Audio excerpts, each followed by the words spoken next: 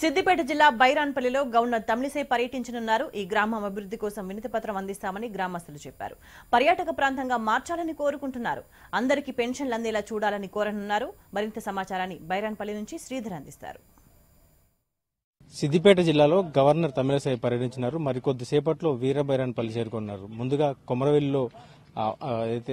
కొమరవెల్లిలో దర్శనం చేసుకున్న తర్వాత తమిళిసై వీరబైరాన్పల్లి చేరుకున్నారు. వీరబైరాన్పల్లిలో అమరవీరుల స్తూపాన్ని సందర్శించడంతో పాటు బుర్జు సందర్శించి ఏదైతే జలియన్ వాలాబాగ్ తరహాలో ఇక్కడ ఏదైతే తెలంగాణ ఉద్యమం కోసం పోరాటం జరిగిందో ఏదైతే ఆ ప్రాంతాలన్నింటినీ సందర్శించిన అనంతరం అమరవీరుల కుటుంబాలతో కూడా మాట్లాడినారు.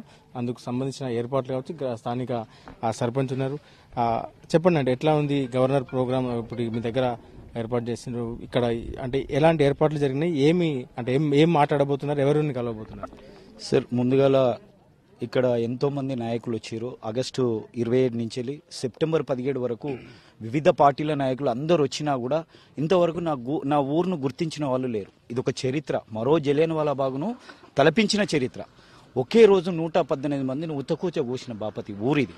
అట్లాంటి చరిత్ర గల విలేజ్ని పాఠ్యపుస్తకాలలో చేర్పించాలని మేడం గారిని గౌరవంగా ఆమెను కోరుకుంటూ, పాఠ్యపుస్తకాలలో ఈ చరిత్ర మరుగున పడిపోయే పరిస్థితి ఉన్నది.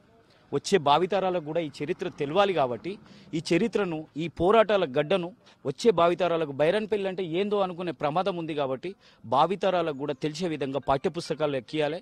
ఇంకో విషయం ఏంటంటే, బైరాన్పల్లి ఇది పర్యాటక కేంద్రంగా తీర్చిదిద్దాలన్నది ఎప్పటి నుంచో డిమాండ్ ఉన్నది. కానీ అందరూ మాటిచ్చిపోతున్నారు, కానీ ఎవరు చేస్తలేరు. ఇప్పుడు ఆమె తమిళిసై గారు వస్తున్నారు. దానికి మేము చాలా సంతోషంగా ఉన్నాం. ఎందుకంటే ఆమె దగ్గరికి ఏ విషయం మీద పోయినా కూడా ఇమ్మీడియట్లీ రియాక్టివ్ ఉంటుంది. కాబట్టి ఆమె మాకు సాయం చేస్తుందని మేము అనుకుంటున్నాం.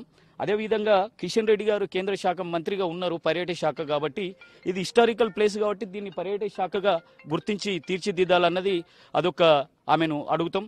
అదేవిధంగా ఇక్కడ దాదాపు ప్రతి ఇల్లు నష్టపోయింది. అప్పుడు దాదాపు 300-350 ఇండ్లుండే. ఆ ఇంటి నుంచి ప్రతి ఇల్లు ఒక వీరుడే. ప్రతి ఇంటి నుంచి ధనం, ప్రాణం, మానం కాంచెలి ఇక్కడ నా అమ్మలను నగ్నంగా బతుకమ్మలు ఆడిపించిన చరిత్ర రజాకారులు ఇదే ప్లేస్లో, ఈ ప్లేస్లోనే నగ్నంగా బతుకమ్మలు ఆడిపించారు. అలాంటి వీరులకు ఇంతవరకు గుర్తింపు లేదు. వచ్చేది ఒక 20 పెన్షన్స్ వస్తున్నాయి. ఇప్పుడు ఆ 20 కూడా అసలు ఇప్పుడు చెప్పానంటే ఆ 20 కానే కాదు. ఎందుకంటే మాకు రావాల్సినవి 280 పెన్షన్స్, ఇక్కడ ఒక 20 వస్తున్నాయి. సూచనప్రాయంగా అప్పుడు స్కీరింగ్ కమిటీ వేసి కూడా, స్కీరింగ్ కమిటీలో రాజేశ్వరరావు గారు ఎవరైతే ఉన్నారో, అప్పుడు చిన్నప్పటి రాజేశ్వర గారు, వారు స్కీరింగ్ కమిటీలో పాస్ అయ్యి ఏబిసిడి ఫామ్స్ ఇచ్చారు. ఏబిసిడి ఫామ్స్ మీన్స్ ఏంటంటే వాళ్ళకు పెన్షన్ డబ్బులు అకౌంట్లో పడాలి. కానీ ఏబిసి ఫామ్స్ వచ్చిన తర్వాత కూడా అకౌంట్లో పడట్లేదు. కాబట్టి ప్రధానంగా డిమాండ్ ఏంటంటే, ఈ ఇల్లు వారి వారసులు ఉన్నారు, ఫ్రీడమ్ ఫైటర్స్ కొంతమంది ఉన్నారు, కొంతమంది చనిపోయారు. ఫైటర్స్నే కాకుండా ప్రతి ఇల్లును గుర్తించి ప్రతి వారి వారసులు ఎవరైతే ఉన్నారో వారికి పెన్షన్ విధంగా అందే విధంగా ఉండాలన్నది మా కోరికను ఇప్పుడు తమిళిసై గారికి వినవించుకునే ఆలోచనలో ఉన్నాం. ఎవరెవరిని కలవబోతున్నారు ఇక్కడ? అంటే ముందుగా అరేంజ్ చేశారా? అంటే బైరాన్పల్లిలో ఇక్కడ ఫ్రీడమ్ ఫైటర్స్ వాళ్ళ కుటుంబాలను ఫస్ట్ కలవబోతున్నారు ఇక్కడ తమిళిసై.